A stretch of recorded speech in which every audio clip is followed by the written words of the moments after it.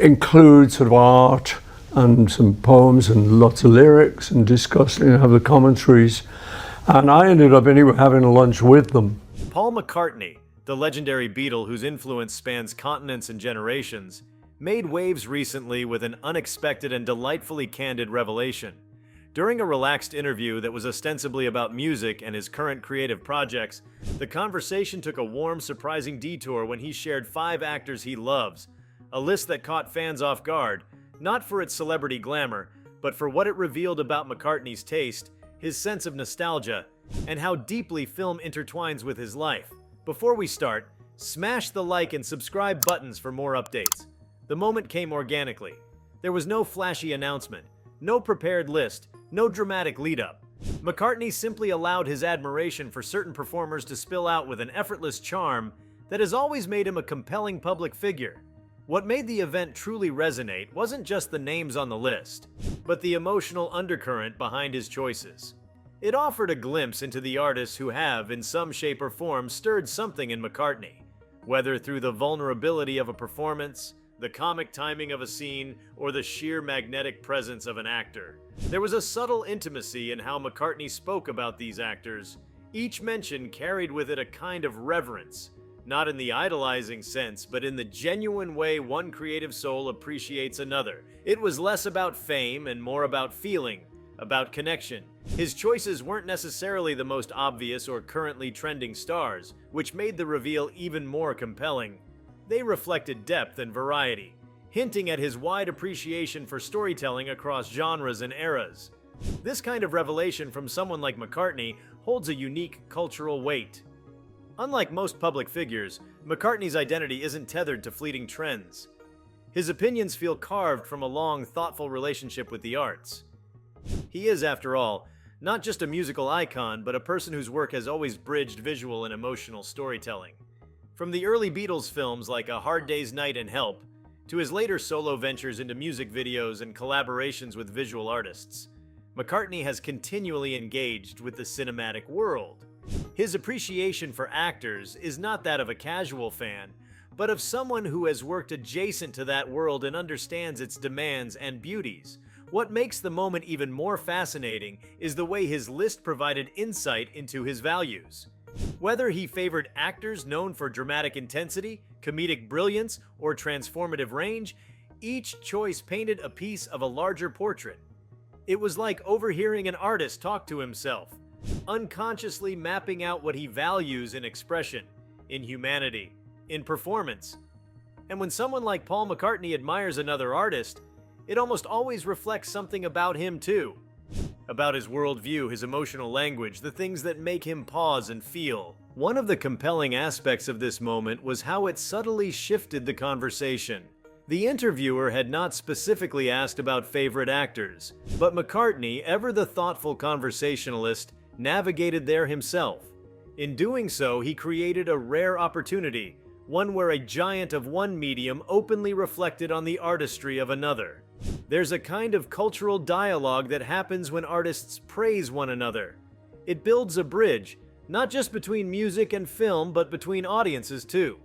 Fans of McCartney suddenly found themselves thinking about these actors with new curiosity, possibly re-watching their performances through his lens, wondering what exactly moved him about them.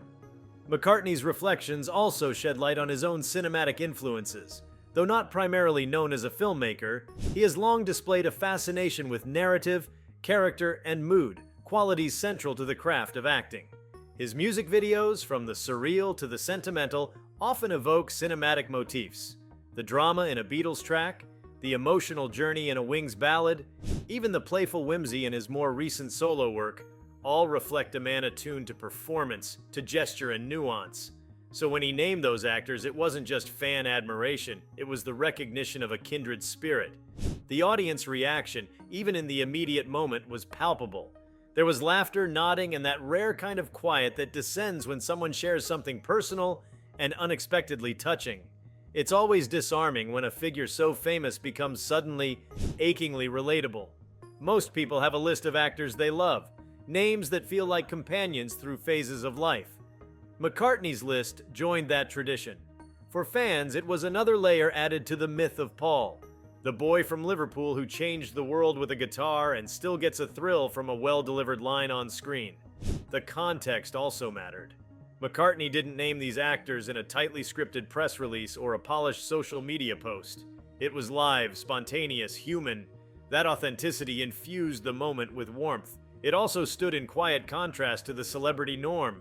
These days, endorsements and preferences often feel transactional, part of branding or strategic alignment. But McCartney's naming of the 5 actors felt like an uncalculated moment of joy. It was nostalgia, admiration, and affection all braided together in the easy rhythm of conversation.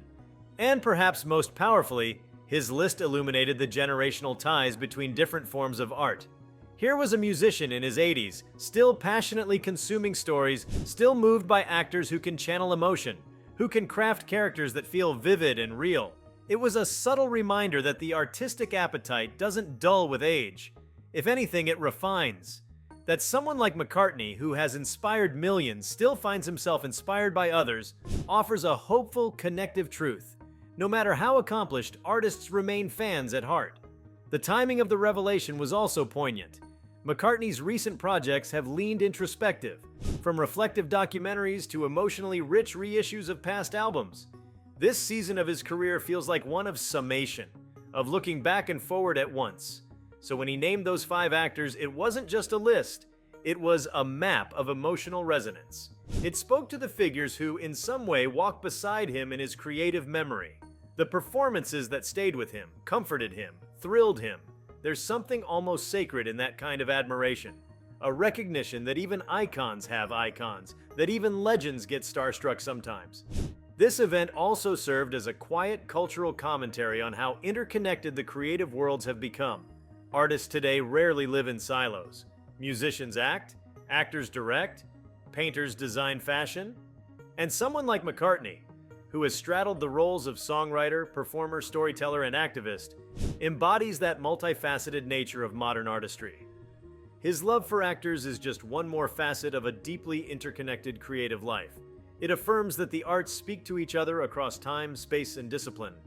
And when a man like McCartney speaks with reverence about another art form, it reminds audiences that all these creative expressions, songs, scenes, scripts, come from the same impulse to connect, to move, to endure.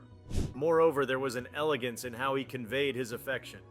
No grand comparisons or technical analysis, just the simple joy of recalling performances that moved him. In an age of over-intellectualized commentary, McCartney's straightforward praise felt refreshing. It suggested that what matters most in art is not how well one can dissect it, but how deeply one can feel it.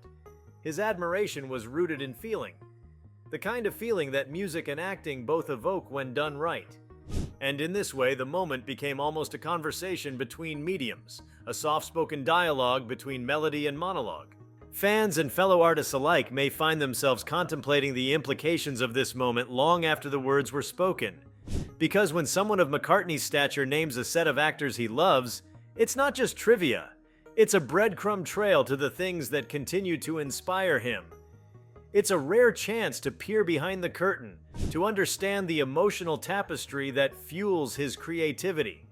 These are the performances that may have made him laugh in private, weep in the dark, or pause with a sense of wonder. They are a part of his artistic diet. Influences not in melody or lyric, but in mood, in emotion, in character. There's something beautiful about the way admiration works across disciplines. Paul McCartney, whose music has made its way into film soundtracks, television montages, and countless moments of real-life memory, now adds his voice to the long chain of artists paying tribute to one another. His list is more than personal preference. It is a gesture of community, a way of saying, I see you, I value what you do, you matter in the creative universe. And in that simple act of naming, he gave voice to the joy that comes when one artist is moved by another's light. In a cultural landscape often dominated by cynicism and constant churn, there was something almost radical in how tender and sincere McCartney's moment of praise felt. It didn't demand headlines, but it deserved them. Because moments like this, where respect flows freely, where admiration takes the spotlight, are the lifeblood of enduring art.